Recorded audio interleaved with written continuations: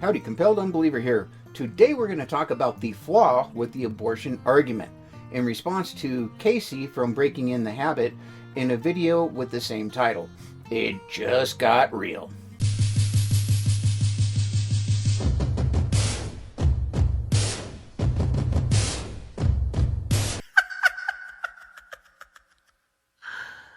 Oh, wow.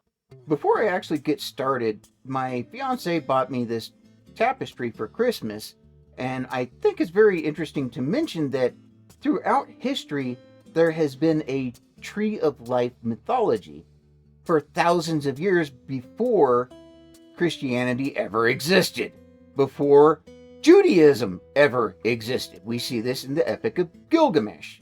So this is an Indian version of this, and I just think it's very appropriate for this video. As a Christian, I believe that terminating a pregnancy in general was wrong. I believe that the moment the egg was fertilized, that God gave the baby a soul, and it was a viable human being. I had great problems with the irony of, say, a pregnant woman crossing the street who was hit by a drunk driver, which killed the baby. That person could be charged with murder. And rightfully so. However, if she made it across the street to the abortion clinic, it was her choice. Many aspects of this issue are still a moral dilemma for me. I don't claim to have the right answers or even the correct answers to these difficult questions. Some things are just not black and white as I was taught as a Christian. This video is not intended to address any moral argument, but rather the flaw in the Christian argument, biblically and scientifically. The purpose of this video is to determine if the Christian belief that the Bible and God forbid abortion is actually true, because this is the basic foundation of their moral argument. As a Christian, I used to say, I am not a doctor, I'm not a lawyer, I'm not a preacher. I am not thus qualified to determine when a baby is actually a baby.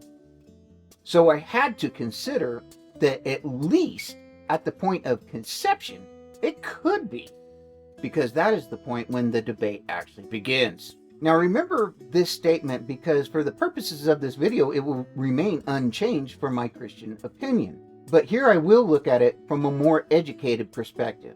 My fundamentalist extremist upbringing taught me that God hated abortion.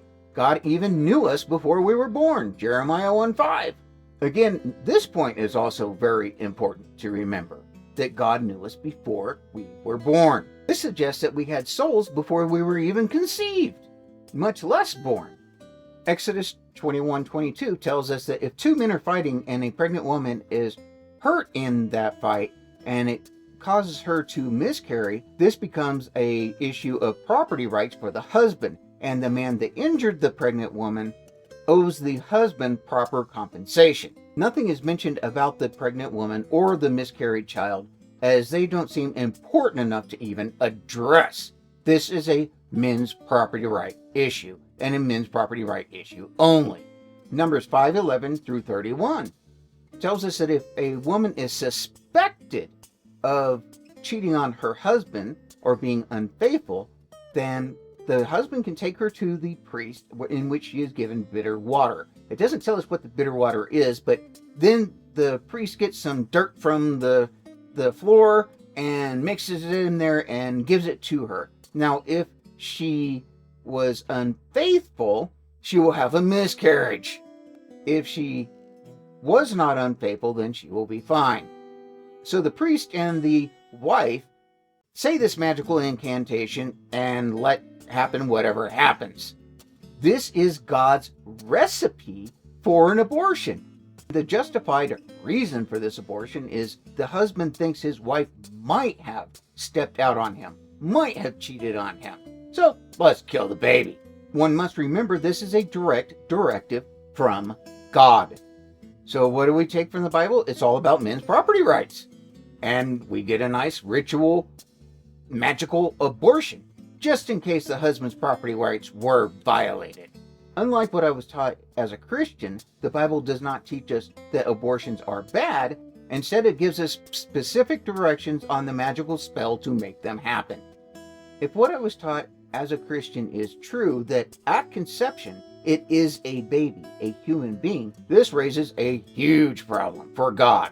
It is estimated that from 1/3 to 1/2 of all fertilized eggs do not ever attach to the uterus. They are instead naturally sloughed or disposed of from the woman's body.